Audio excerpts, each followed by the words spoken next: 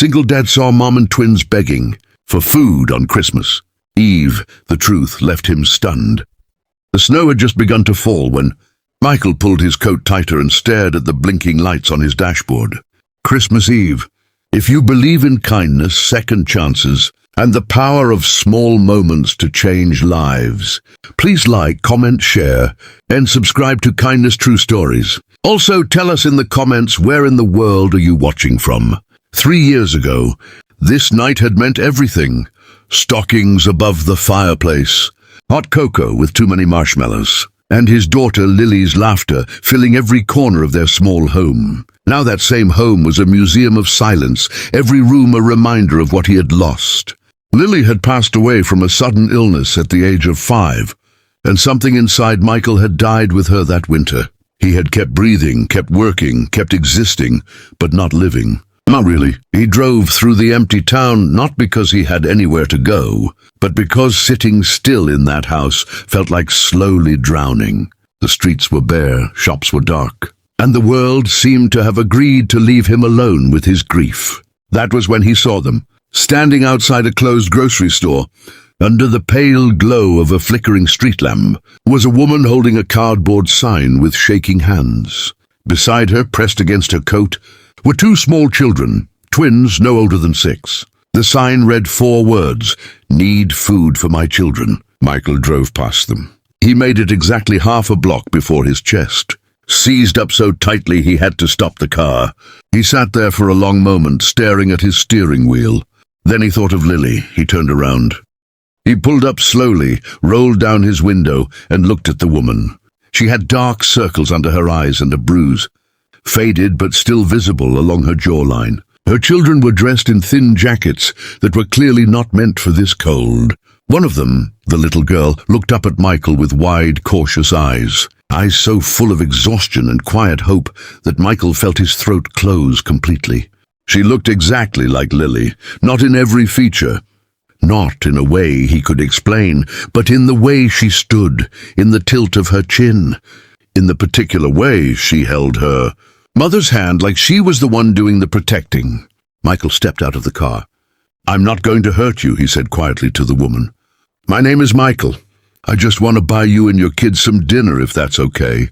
The woman, Grace, she told him after a long pause, looked at him with eyes that had clearly learned not to trust easily. But her children were shivering, and she was tired in a way that went beyond sleep. She nodded. They found a small diner 3 blocks away that was still open, run by an old man named Pete who always worked Christmas Eve because, as he said, someone always needs somewhere warm to be. Michael ordered hot soup, grilled cheese, apple pie, and hot chocolate for the twins, whose names were Emma and Leo, and watched them eat like they hadn't had a real meal in days, because, he would later learn, they hadn't.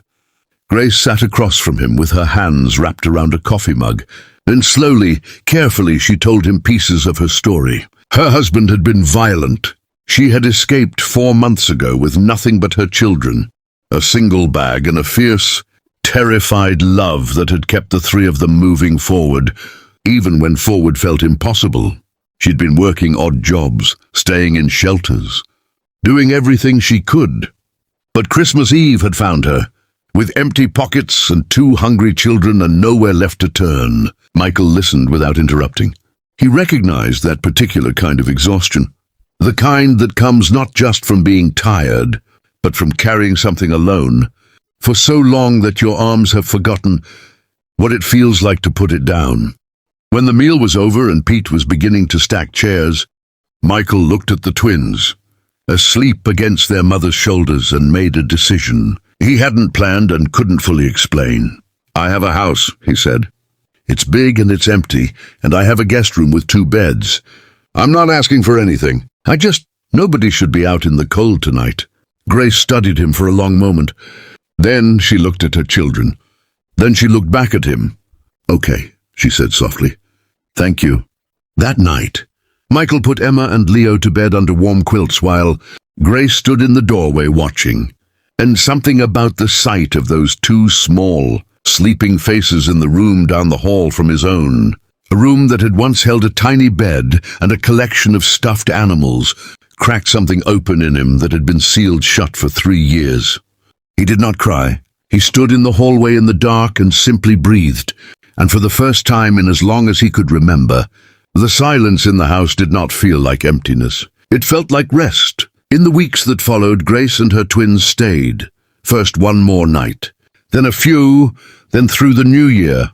Michael helped her find a job. She helped him remember that a home is not a shrine. Emma and Leo filled his quiet rooms with noise and questions and laughter and mess. And Michael learned slowly that love does not run out when it is lost. It waits. Grace never needed rescuing. She was already saving herself. But somewhere in the shared meals and quiet evenings and small daily acts of trust, 2 broken people began, carefully and honestly, to heal.